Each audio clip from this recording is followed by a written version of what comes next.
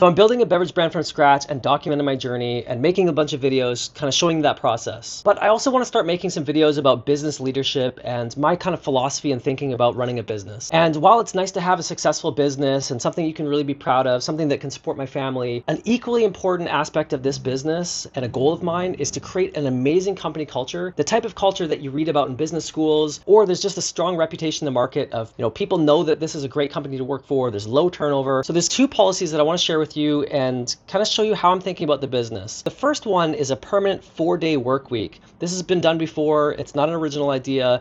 Other companies that have done it had great success. But my thinking is that most jobs you can do in 4 days. Most people don't work that hard on Friday afternoon, and they're mostly in meetings throughout the week. And I think if we can cut back on the meetings, you take Friday off, and I'll pay you your full salary. So my thinking is that you're going to be really productive and want to keep this job, because if you don't, where else are you going to find a job that pays you full-time salary, but you get 3 days off? There's not many of them out there. So you're probably going to want to work really hard to keep this job. You're going to be nice and respectful around the office. And I believe happy employees are actually more productive employees. So instead of trying to squeeze every ounce of productivity out of somebody, I think we allow them to come in for 4 days, have a long, nice, relaxing weekend, come in on Monday feeling refreshed and recharged. And I hope I can create a new standard where other companies are forced to follow suit, because top talent will only want to work for companies that have 4-day weeks and 3-day weekends. And so the companies that have 9 to 5, Monday to Fridays, they won't be able to compete, and they will too be forced into a 4-day work week. And therefore we can have it across entire Canada